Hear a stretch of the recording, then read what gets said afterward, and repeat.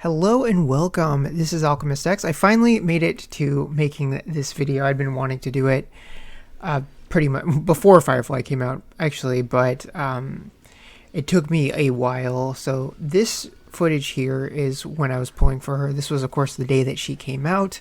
And then the clip that follows this is going to be a bit of a time skip because I did what I could to pre-farm her. The only thing that I didn't really have covered to my satisfaction were the materials for destruction characters for Pentacony. I didn't have as much of those as I'd like, but I did save up a bunch of the universal resource, so I was able to get her to a fairly functional level fairly quickly, just by using a bunch of the resin that I had saved up and just burning through the boss, or well, really mini boss that you have to fight to get her ascended. And I used a few of the self-modeling resins that I had saved up to grab the planar ornaments, because I haven't even locked the Divergent Universe yet as the time of this video, but I wanted to get the planar set that is very much made for her. And then I ran to the artifact domain and started grabbing those as much as I could, because I think it's kind of cool that she just has both relics and planar sets just tailored to her kit. It's a little bit of a pain to farm, but it's kind of cool that the stats that it gives are just made for her. And because she only really cares about two stats, attack percent and break effect, that it doesn't feel like as big of a deal. I mean, you want speed too, but that's a little bit easier. So overall, I have to say I really, really like this banner. So where I'm coming from on this is that the last time I got a 5-star was kind of a way back, but I think it was when Jinglu was still rerunning. I ended up getting Clara from that, and I hadn't done much in the way of pulls since then, because I knew Firefly would be coming. I didn't want to risk an accidental early on someone like Robin or Boothill, so I'd just been waiting. I almost wish I hadn't pulled on the Jinglu banner at all, and had to do like up to 180 in this banner just because of the 4 stars. Shuri, Misha, Gallagher are all characters that I use. Gallagher is without a doubt the best sustain option for Firefly due to being the same element and giving a buff to break effect damage. Fairly good when it comes to skill points, which she needs a fairly skill point positive team. So he is very, very much the best in that regard. But as you can see, this is the one with the 5-star, and we already know that it's going to be Firefly. And then it was nice to get a little bit of Misha. Not as much Gallagher as I would have liked, but I ended up going a little bit harder on this banner after the fact, and I got like 3 Gallaghers, so it all worked out fairly well. And then thanks to the free Shuri that we have from the event, I ended up getting an E6 Shuri too, so very, very good experience overall. So next up, I'm going to fight Sunday with basically the Firefly team, and I'll talk about just my more general thoughts on her. Alright, so let's get this boss fight started. I just gotta say before I continue, this is like totally a Shin Megami Tensei boss. Like, that's the only thing I could think about the entire time I was fighting it the very first time in the actual story quest. Okay, with that off my chest. So, when it comes to Firefly, I absolutely love her, like both as a character and her kit design. I think it's really cool. It's really fun. It's kind of nice to take a mechanic, one, to make break effect a very, very valuable stat. It's kind of cool because it's been with us since the very beginning, but for a long time it was always very secondary to crit stats. But basically to take that and then to take it a step further and take the capacity to take toughness damage and then convert that into real HP damage. It's overall very, very good, but there is definitely a very, very strict imposition on you, because Firefly is a character that has a very high ceiling, but you do not have flexibility when it comes to her. Like, I will just say flat out, this party is the only really good party. Like, if you don't have Ranmei, that you can definitely get by with like a debuffer, but it's so specific. Like, I love how well this party works together. Everybody plays their part. They all contribute towards the same goal. Everybody wants break effect and to break, to do toughness damage, and they all help each other with that. But replacing any one of these people, it doesn't feel good. At least to me, it doesn't feel good at all.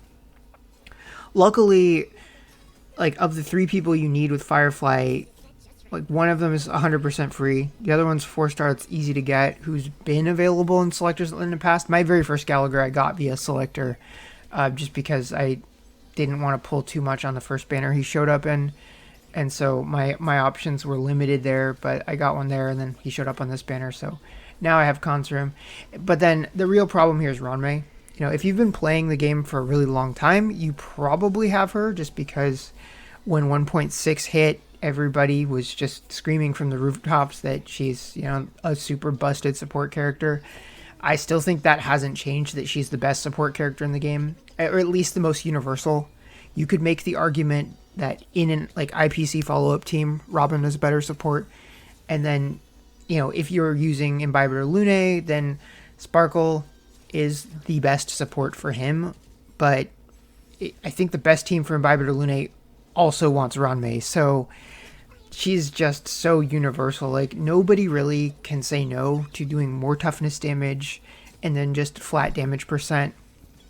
And then resistance penetration. It's just huge. And the unfortunate thing is that her rerun is happening at the same time as Firefly. So if you're in a position where you can only choose one 5-star, like if you started playing after 1.6, maybe you've been waiting for Ranmei, like if you are asking me to pick one of them, then yeah, I have to say Ranmei. Like, as much as I like Firefly as a person way more, but it's just when you're talking about an account, I just think that Ranmei would have a much higher impact on an account than what Firefly would, assuming that you don't already have Ranmei. And I do think that is a little bit unfortunate. If they had staggered it a little bit and made it a little less taxing on people's gems to be able to get both, then that would be great. But if you have like really, really good luck and you get an early pull, then I think it's 100% worthwhile to take the gems that you saved from the early pull and apply them towards Ranmei if you're going for Firefly, or vice versa. Okay, so next thing I want to talk about is just where these units are at in terms of like Eidolons, light cones, that kind of thing. So main characters, I think I've got 2 so far. It'll be nice to get more of them as they become available, because I think Harmony Trailblazers, best Trailblazer by far, especially now that Firefly has come out, and the 2 of them are just absolutely made to be played together. My Gallagher is E4 at the time of this recording, which is pretty nice to have, especially boosting the debuff by 1 turn for Besotted, really, really good. And then his E2 also makes his skill cleanse. Now, hopefully that's not something you have to use very often because of how valuable skill points are in the team. But it is nice if Firefly gets CC'd, that's not a good spot to be in. So having him be able to cure them is a really good thing to have.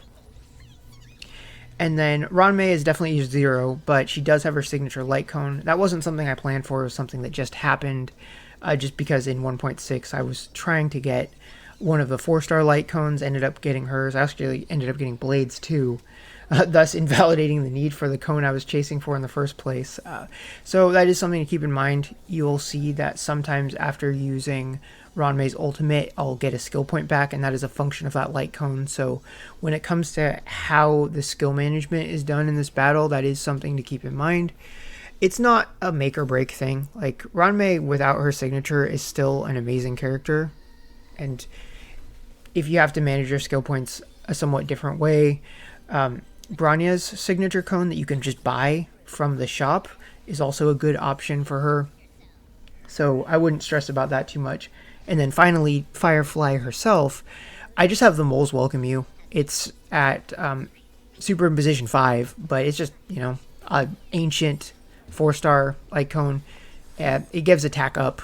She wants as much attack as she can get. So I think she's kind of I don't know if the opposite of Acheron is right, but my understanding with Acheron is that a lot of people were questioning if she was worth going for if you couldn't also get her signature. Whereas Firefly, that is not the case at all. If you can't go for the signature, do not worry. You could just use the Moles Welcome You. If you're lucky enough to have one of the other 4-star gotcha ones, the one with Misha on it, that's kind of fine. You could do Follow the Aeon. It's not a worry. The important part is just you get as much attack and as much break effect on her, and that's that. That's the whole thing. So that part I really, really like. Honestly, I think the only downside with Firefly is how dependent on this specific team she is. Because basically, if you don't have the ability to inflict toughness damage and you don't have your break effect boosted, then the damage is not going to be there. It's staggering, really, to me at least, when I tried using her in all kinds of different combinations of the team, and it just was not worthwhile. Her damage is so bad when she doesn't have those boosts going for her. But on the other side of the coin, it's so good when she does. So I think that's a good balance. You know what she needs, and if you bring it, then you will get a damage ceiling that is just very, very high. I don't know exactly where she falls in terms of that. Like, my understanding is Acheron is the highest. Imbiber Lune is also really up there. When it comes to single target specifically, Boot Hill is very up there. Certainly Argenti can hit really, really hard too in the right circumstances if he hits enough people. So she's definitely... I think she's a top tier DPS, as long as you have that asterisk where it's like, make sure you have this party, then you've got them. Okay, so we are moving on to the final phase of the fight. I put this at 1.5 speed just because it was a pretty long fight. I think the clear time for this one was around 17 minutes. Not the slowest clear time, but definitely not the fastest either. I think all the really slow clears that I had for this were parties that didn't use Ranmei, because this fight is enough of a slog as it is, and without Ranmei's increase in toughness damage, it just feels like that much more of a slog. But it wasn't too bad. The best time that I have thus far is with a Fushuen, Imbiber Lune, Sparkle, and Ranmei team.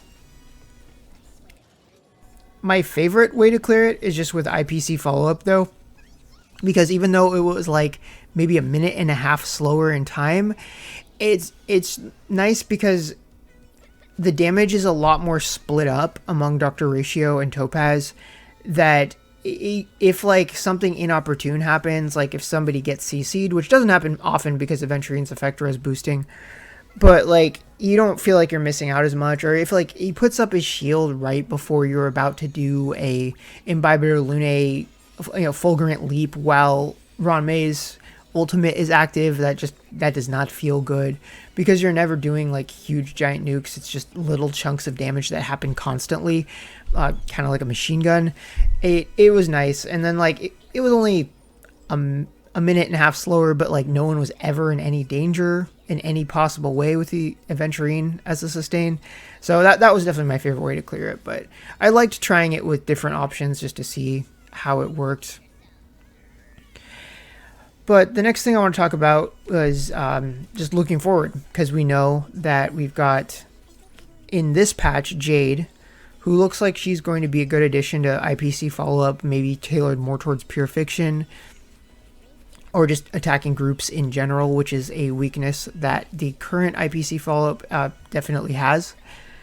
And then next patch, we've got a physical destruction character and a fire nihility, who is also kind of in abundance, at least in terms of healing. Seems likely to be tailored towards Acheron in that last case, because Acheron always wants nihility characters, and a nihility who can heal would be kind of double dipping.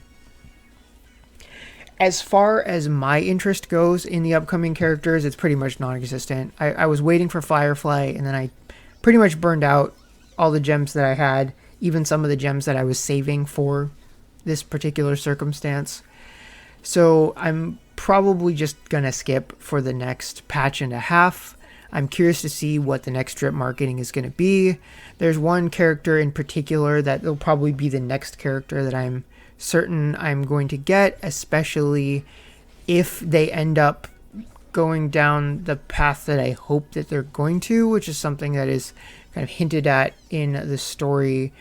And that is, of course, the very person I'm fighting right now as a boss. But we'll leave that subject for another date. So that's the end of this video. If you are pulling for Firefly, I wish you good luck, and I will see you all next time.